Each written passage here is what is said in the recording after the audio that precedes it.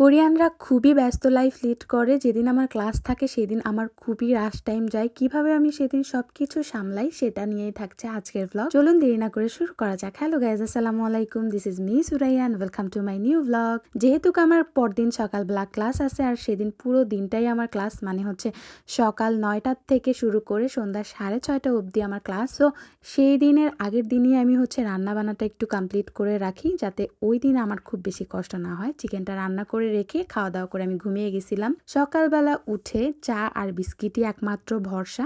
So আমি হচ্ছে চা আর বিস্কিট খেয়ে বের হব রেডি হয়ে, তখন দেখি যে আমার বাসার সামনে একটা পার্সেল পড়ে আছে। কোরিয়াতে পার্সেল পড়ে থাকলেও 7 দিন 10 দিন 1 মাস কেউ ধরবে না আপনার পার্সেল আপনারই থাকবে, যেটা বাংলাদেশে কখনোই সম্ভব না।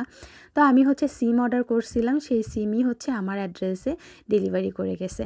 আর সিমটা পেয়ে আমার ভালোই হয়েছে, আমি 2 মান্থ হচ্ছে একদম ফ্রি নেট পেয়েছি। তো আমি রেডি হয়ে বের হয়ে গেলাম।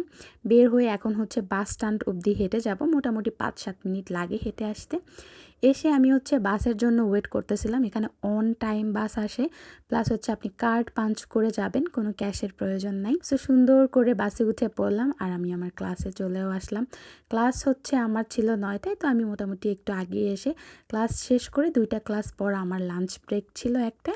সো আমি হচ্ছে হালকা পাতলা একটু নাস্তা করে নিলাম, বিস্কিট আর কলা নিয়ে আসছিলাম, সেটাই খাচ্ছিলাম।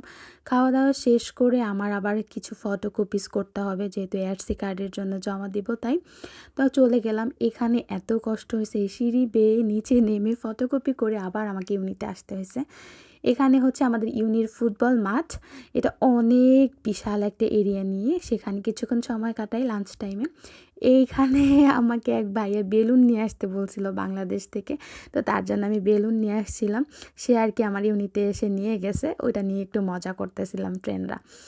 এরপরে এখানে চেরি ফুল ফুটছে, চেরি ব্লসম হচ্ছে কোরিয়াতে। তো ভিডিও না করলে কি হয়, ভিডিও করে ক্লাস শেষ করে 6:30টার পরে আমি বাসার দিকে আসছি। বাসার দিকে আসতে আসতে প্রায় 7:30।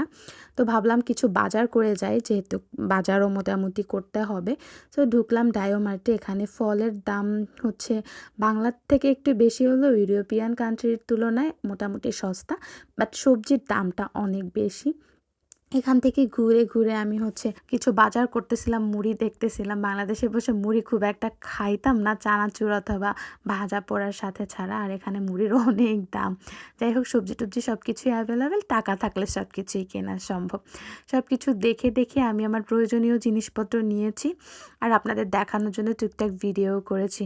প্রচণ্ড ক্ষুধার্ত ছিলাম, যেহেতু দুপুরে লাঞ্চ করি নাই, তাই ঝটপট বাজারগুলো শেষ করে আমি খুব তাড়াতাড়ি বাসায় ফিরবো। কাঁচামরিচ প্রয়োজন ছিল, কাঁচামরিচ নিলাম। দেশে থাকতে না সব কিছু এরকম সামলানো লাগে না। যখন রান্না বান্না এইসবের প্যারাই ছিল না, বাইরে থেকে এসে আম্মুর হাতের রান্না করা খাবার পাইতাম রেডিমেড, সো হচ্ছে ঝটপট খেয়ে নিতাম। বাট এই সুযোগ হচ্ছে এখানে নাই, আমার সব কিছু নিজেরই করতে হয়। সো ব্যস্তময় একটা লাইফ আজকে দিন পার করলাম। আশা করি ভিডিওটা আপনাদের ভালো লাগবে। ভিডিওটা ভালো লাগলে ছোটো করে একটা লাইক করে দেবেন, কমেন্ট করে দেবেন। ইনশাল্লাহ ফিরবো নেক্সট ভিডিওতে। আল্লাহ হাফিজ।